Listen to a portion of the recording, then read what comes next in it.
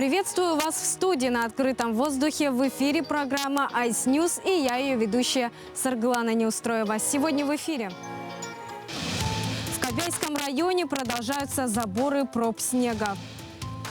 Выставка мастериц началась в Якутске. Научиться кататься на лыжах теперь можно на стадионе «Триумф».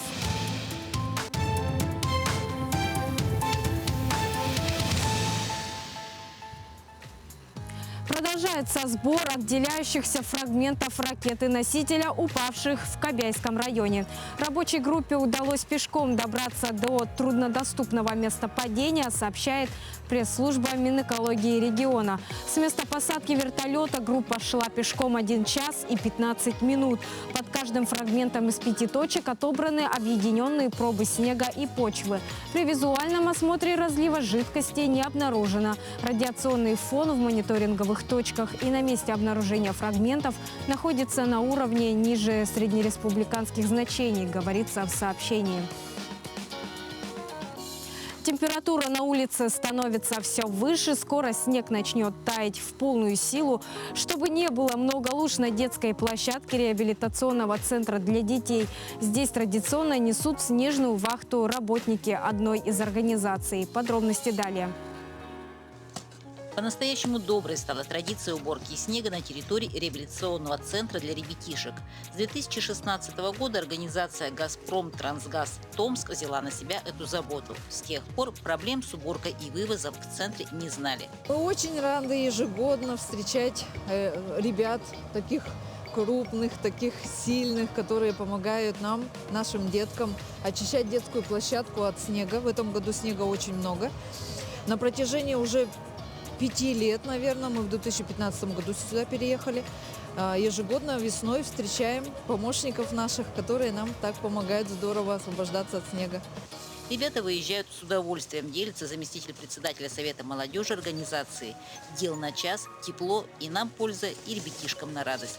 Ребята всегда рады поработать на свежем воздухе. Они все идут ради этого как раз к нам работать, потому что у них в основном и работа вся на трубопроводе. Поэтому поработать, поубирать снег, тем более для детишек, которые в этом нуждаются, и скорее, чтобы они попали на игровую площадку. С большим удовольствием на данный момент в акции принимает участие 32 человека. В этом году снега действительно навалило очень много, улыбается работник центра. Самим бы пришлось тяжко. После прошлого года мы точно знаем – сложно. В прошлом году из-за пандемии не получилось, и своими силами мы очень долго пытались освобождаться от этого снега. Но когда разово такая помощь приходит, мы очень этому рады. Нужна. Елена Фаст, Максим Копылов, Алекминск. Панно из овечьей шерсти, нежные вазы, чайный сервиз из керамики. Это красивые работы Натальи Гуляевой и Ларисы Тавакаловой, выставленные в краеведском отделе Национальной библиотеки. Творение мастериц – это визитная карточка Намского педагогического колледжа. Лариса Тавакалова начала заниматься керамикой с 2002 года. С тех пор глину из рук не выпускает, и сейчас этими навыками учит студентов Намского педколледжа. А по словам ее коллеги Натальи Гуляевой, искусству она научилась от алтайской мастерицы во время выставки «Якутия мастеровая». Есть два основных вида валяния – сухое валяние и мокрое. При сухом валянии нужна иголка для валяния специальная. При мокром валянии нужен всего лишь раствор, мыльный раствор нужен. Мои работы выполнены из 100% овечьей шерсти, поэтому они очень теплые, тактильно очень приятные. В состав шерсти есть такое вещество ланолин. Ну, все эти свойства лечебные, да? Научиться кататься на лыжах теперь можно на стадионе «Триумф». Культурно-спортивный комплекс открыл новое направление. Коньковый и классический ход поможет освоить инструктор Алевтина Десюлянь. Кандидат в мастера спорта по биатлону знает, как уверенно стоять на лыжах, и готова рассказать об этом. Подробности в материале Анны Винокуровой. Подобрать лыжи и палки по росту и весу. Послушать краткий инструктаж, понять, как надеть лыжи и куда поставить палки. Локоточек у нас чуть согнут и приподнят немножко. Вот это вот у нас будет правильное положение палок. Алевтина Денсюлян лыжными гонками занимается с детства. Пару недель назад девушка начала тренировать желающих на стадионе «Триумф». На занятия к ней приходят люди с разным уровнем подготовки. Кто-то ни разу не стоял на лыжах, кто-то желает усовершенствовать технику. Ко всем девушка находит подход. Все зависит от человека. Кто-то быстро приходит. Вот у меня девочка пришла, она буквально за первое занятие поймала классический ход и довольно-таки уже хорошо катается. Надо просто закреплять сейчас это все. Вот. Но есть кто, конечно, кому тяжело освоить. Это достаточно сложно координационные движения. Вот. Поэтому там уже 2-3 занятия. Хотя бы надо посетить с инструктором, чтобы понять, иметь представление. В циклических видах спорта главная цель – достижение высокой скорости. А без правильной техники сделать это сложно. Вот, например, наш оператор-постановщик Артур Голиков. Купил лыжи 4 года назад, время от времени катался на базе «Заречная». А после занятия с инструктором выяснилось – техника хромает. Впечатления очень положительные, но тяжело. Потому что я думал, что я хоть как-то умею ездить. Оказывается, техники у меня нет вообще никакой. Пытаюсь ездить сам, учиться. И вот сегодня занятия показали, что много времени потерял. Надо было лучше с инструктором, быстрее покажет тебе технику. А в лыжах самое главное – это техника. Поэтому нужно обязательно с инструктором хотя бы несколько занятий. Покататься на лыжах на стадионе «Триумф» можно по выходным с 2 часов дня. Одно занятие с инструктором обойдется в 500 рублей за 1,5 часа. Без тренера 330 для взрослых и 170 рублей для детей. Записаться можно через мобильное приложение культурно-спортивного комплекса «Единая карта клиента». Анна Винокурова, Александр Еремин, телеканал «Алмазный край». А тем временем именно лыжные гонки – один из самых любимых видов спорта у ленчан.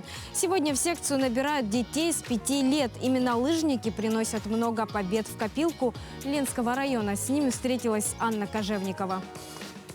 Только вперед и за победами едут ленские лыжники на зимнюю спартакиаду. Помимо гонок, они примут участие еще и в биатлоне. Лыжный спорт в Ленске на высоком уровне. Сейчас спортсмены находятся на сборах в Алдане. Затем юные лыжники примут участие в первенстве республики по лыжным гонкам. Спартакиада стартует 5 апреля.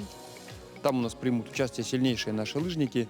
Это Дигесов Антон, который у нас с Бичинчи занимается. Сейчас он как раз принял участие в Чурапче, занял 2 место там среди мужчин в соревнованиях. И Арбатский Никита занял 1 место в соревнованиях в Чурапче. Котлерчук Ярослав, Клугин Александр, который у нас вошел в состав сборной России на Олимпийские игры, на зимние Олимпийские игры.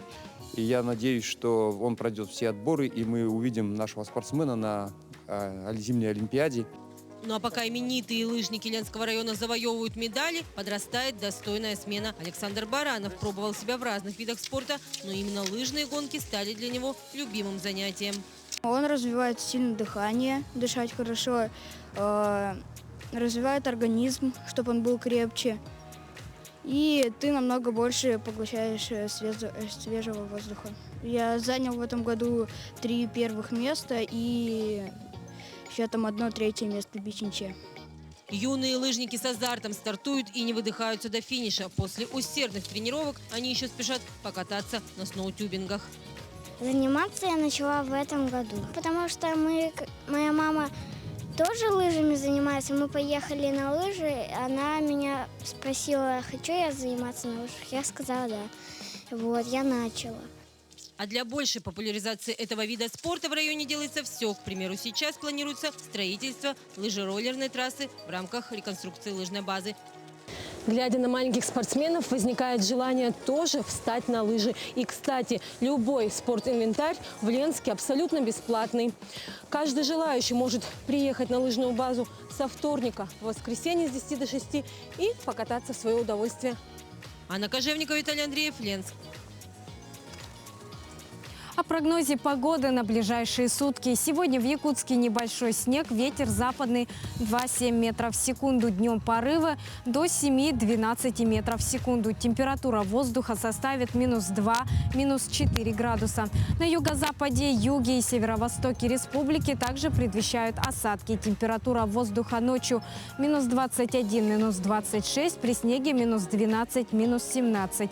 В Заречье, по Вилюю на севере -29, -34, на северо-западе до -39. Днем -8, -13, на западе -3, -8 градусов.